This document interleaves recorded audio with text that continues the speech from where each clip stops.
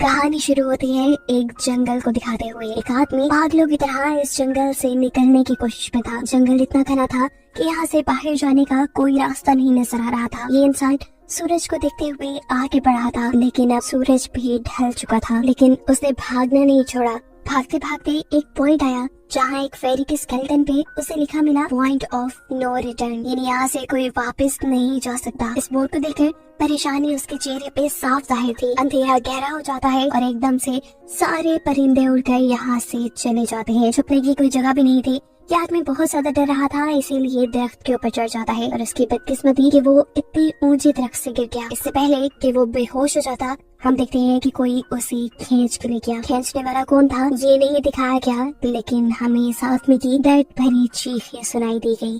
Scene cut होता है, घर में फंसे हुए इंसानों का ही सामान होगा। रस्ते के सहारे मीना और डैनियल उस सामान को बाहर ले आते हैं और इससे पहले कि मीना उस गड्ढे से बाहर निकलती, उसे गड्ढे के अंदर किसी की उंगलियां दिखाई देती हैं। वो ठीक से तो नहीं देख पाई कि क्या चीज थी, लेकिन वो डर गई। ये लोग उस सारे सामान को लेकर अपने सेफ हाउस में आ गए, जहाँ मैडेलाइन ने उससे पूछा ये सामान तुम्हें कहाँ से मिला। ये लोग झूठ बोल देते हैं कि ये सामान उन्हें जंगल से मिला है। मैडेलाइन को इस जंगल में रहते हुए बहुत अरसा गुजर चुका था। वो चाहती थी कि ऐसा सामान उसे जंगल से नहीं बल्कि गड्ढे से मिला होगा। वो मीना से पूछती रह जाती है, बताओ तुमने गड्ढे के अंदर क्या देखा, लेकिन मीना उसे कुछ नहीं बताती। अब इन लोगों को गड्ढे से एक कैमरा भी मिला था। इस कैमरा को सीसीटीवी कैमरा बनाकर डैनियल और मीना इस घर के बाहर लगा देते हैं ताकि ये लोग भी वॉचर्स को देख पाए। मैडेलिन उनको समझाती रह जाती है, ये तुम गलत कर रहे हो, लेकिन ये दोनों उसकी एक नहीं सुनते। आज ये लोग वॉचर्स के इंतजार में बैठे थे ताकि इन्हें वो देख पाए। अभी तक वॉचर्स नहीं आए थे, लेकिन आज इनके साथ कुछ अजीब होता है।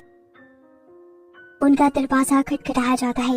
ये लोग कैमरे से देखते हैं तो वहाँ उन्हें इंसानी टांग दिखाई दे रही थी। बाहर जो कोई भी था वो कीरा के हस्बैंड की आवाज में बात कर रहा था।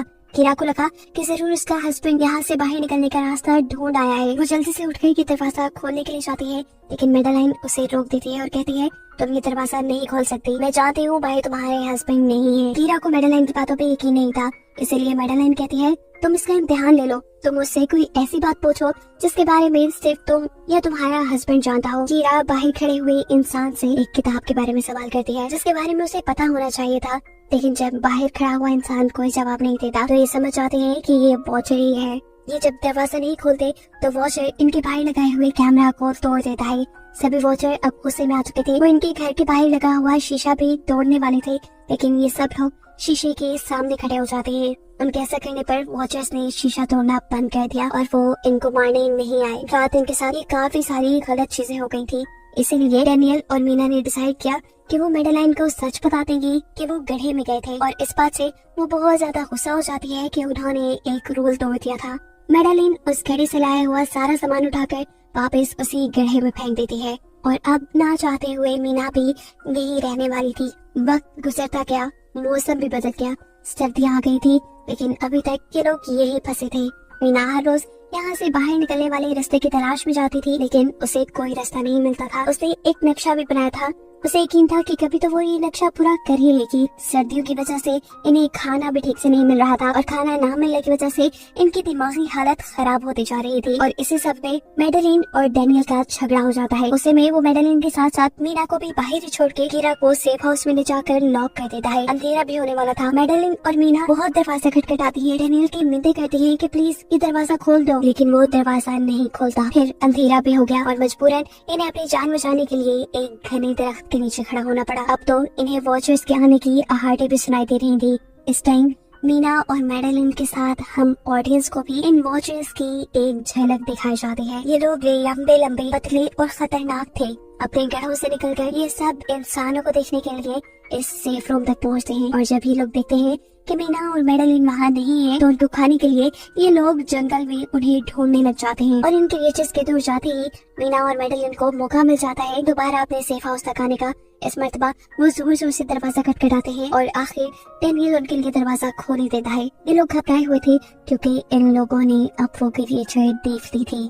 मैडेलिन इन सब से आकर कहती है कि मैंने तुमसे झूठ बोला था कि मैं यहाँ पे फंस गई। असल में मैं इन्हीं क्रिएचर्स की तलाश में यहाँ आई थी, क्योंकि मैंने किताबों में पढ़ रखा था कि ये सारी क्रिएचर्स परियां हैं, फेरीज हैं, लेकिन यहाँ आकर मैंने जब इन्हें देखा तो मुझे पता चला कि ये तो मॉन्स्टर है कि नहीं। इन्हें बाहर जाने का रास्ता मिल गया था। सभी लोग अब बंकर से बाहर निकलते हैं तो देखते हैं कि इनका सेफ हाउस ऑन वॉचर्स ने पूरी तरह तबाह कर दिया है। ये लोग अब यहाँ जंगल से निकलने के रास्ते में बढ़ जाते हैं। वो परिंदे जिनके बारे में प्रोफेसर बता रहे थे वो तो शाम को उड़ने वाले थे, लेकिन इन्हें शाम होने से पहले जंगल से बाहर निकलना था। इसलिए मीना अपने पास मौजूद पैरेट को आजाद कर देती है। जिस डायरेक्शन में वो उड़ता है ये लोग उसी डायरेक्शन में चलने लग जाते हैं। चलते हुए रास्ते में इन्हें एक कब्र मिली। मेडलाइन इस कब्र को देखकर बताती है कि एक वक्त था जब ये लोग इंसानों के साथ रहते थे, लेकिन इंसानों ने इनके साथ बहुत बुरा किया, धोखा किया और इन्हें यहाँ जंगलों में छोड़कर वो चले गए। और क्योंकि इन फेरीज ने अपने पर और अपनी जातों को खो दिया, इसलिए अब कभी वो इस जंगल से बाहर भी नहीं जा सकते। चलते हुए ये लोग एक नदी के पास पहुंच गए। फाइनली इस नदी के जरिए ये लोग इस जंगल से निकल सके हैं। जंगल और फेरी वाले सारे वाक्य के बाद वो काफी डर गई थी और अब वो अपनी बहन के साथ ही रहना चाहती थी। उसने अपनी बहन को बताया कि मुझे लगता है कि वो फेरी अभी भी मेरा पीछा करती है। तब मीना की बहन उसे कहती है तुम डरो नहीं, कुछ नहीं होगा। और कहानी के आखिरी सीन में हमें एक बच्ची को दिखाया जाता है जो कि इस वक्त भी मीना के घर के नीचे ही थी। ये कोई और नहीं बल्कि वो फेरी मेडलाइन ही है जो इनकी दुनिया में इस बच्ची के रूप में रह रही है। और इसी को दिखाते हुए ये कहानी यहाँ खत्म हो जाती है।